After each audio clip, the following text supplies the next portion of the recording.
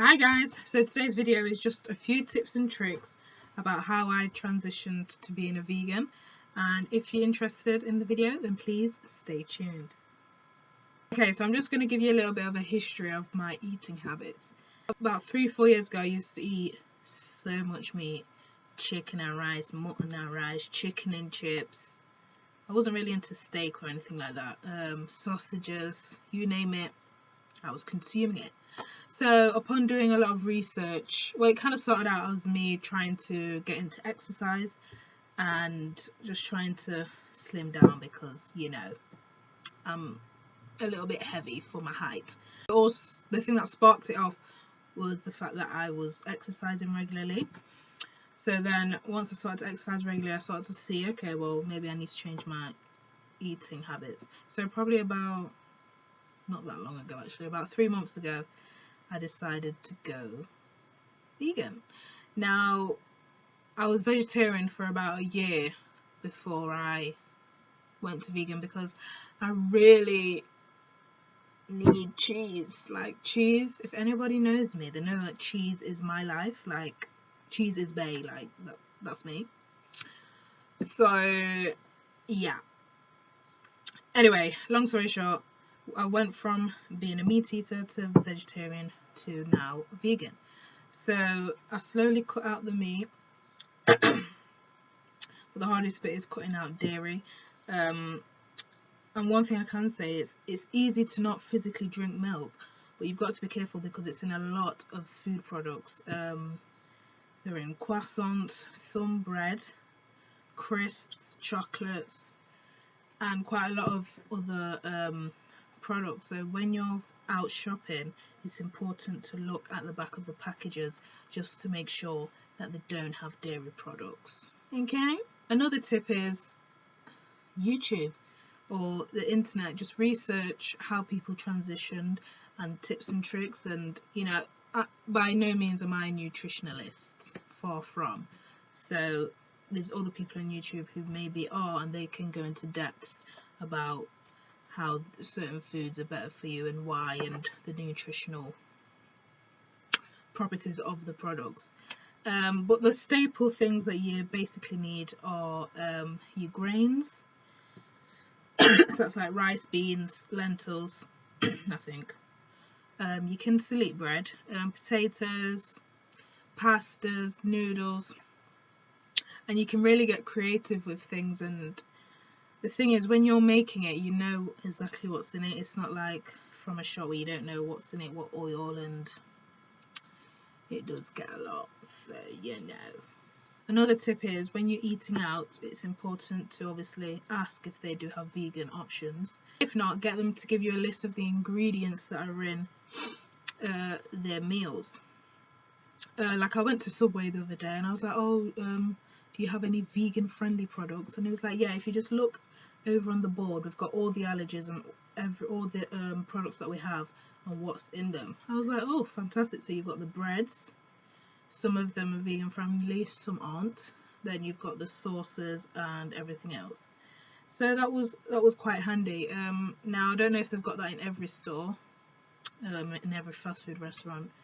Obviously you can't go to KFC because, you know, we don't eat chicken. And McDonald's, I never get full from McDonald's. I'll eat McDonald's. Like when I used to eat it, I'll have it and then 20 minutes later I'm like, yeah, I'm hungry. Like, where does the food go? What is it? It's not actually food. Like, it's just chemicals and poison. And if not, then you can always go to a vegan restaurant. I think if you live in more of the cities, such as like London and areas like that, then you'll get a lot more variety. But whereas if you live kind of further out in the countryside, those options are limited. But I do feel like the vegan movement is definitely having an impact, and there are a lot more vegan restaurants opening because there is such a high demand. So there may not be those shops in your areas as of yet, but just give it time. Until then, you've got to just work around it, cook for yourself, and be innovative and creative. Another good tip for being a vegan is the fact that people complain that it's expensive. Now if you're buying organic foods, then yes, it can get pricey, but for the most part, you know, I don't know about anyone else, but I can't really afford organic foods at the moment, so yeah, we're just gonna get the regular stuff. But in terms of like the basics, that, like I said, rice, potatoes, beans, that's pretty much cheap. Oats, I got a bag of oats for 40p the other day, and it lasts for a good couple of weeks, because I make oats, porridge oats, for breakfast for most mornings. But yeah, once you get into a routine, you'll be fine. Have I seen any differences? I go toilet more regularly, and I feel lighter, although I may not look lighter. I do feel it, so I'm guessing it'll take a good couple of months before I see any significant change. So I mean, whatever, but you are bound to have some form of weight loss, and the thing is, you can't really say where it's gonna come from.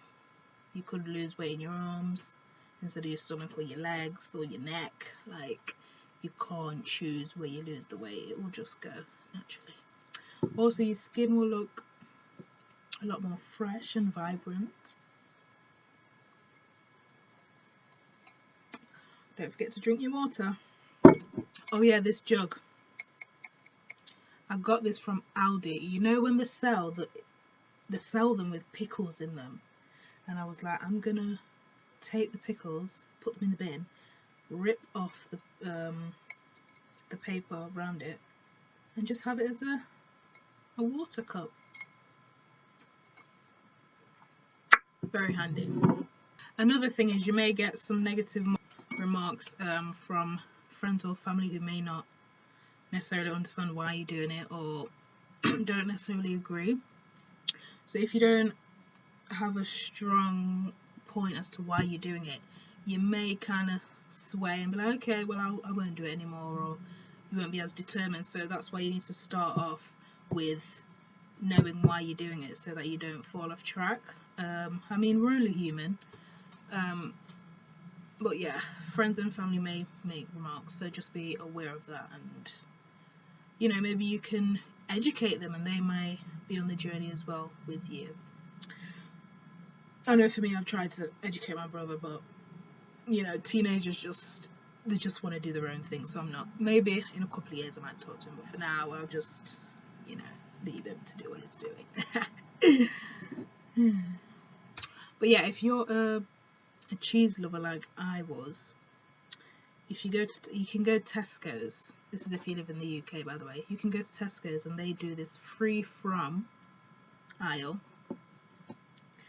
and they have free from products such as free from gluten, wheat, milk, and that's where I got my cheese. It's Violife cheese. I mean, you know, it's not the best, but it will do until I can find a more, I don't know, I just want that cheddar. Yeah, I want that cheddar taste. But yeah, I'm guessing more products will come out as time goes on. Okay. The last thing I would say is do it gradually. Don't just do it overnight. But it kind of depends what type of personality you have. If you've got a personality like me, you may want to just ease your way into it slowly but surely. Or if you've seen one of those documentaries, Cowspiracy, Forks Over Knives, etc., and it kind of like shocked you into reality, like, wow, what's happening is actually disgusting, and my health is important, and so is the environment. So if you feel that strongly about it, you might want to do it straight away. But yeah, the future is definitely vegan. Definitely look into it. If you're skeptical, definitely look into it.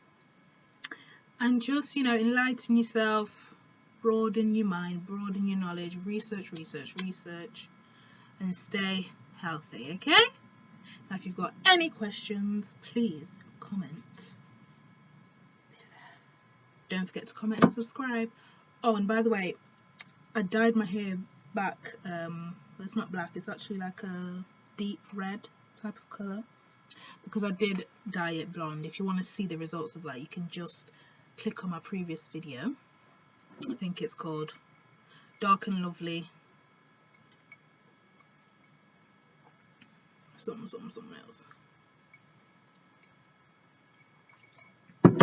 Yeah, so anyway, if you've got this far through the video, thank you so much, because I do tend to ramble on. But anyway, have a good day in the world.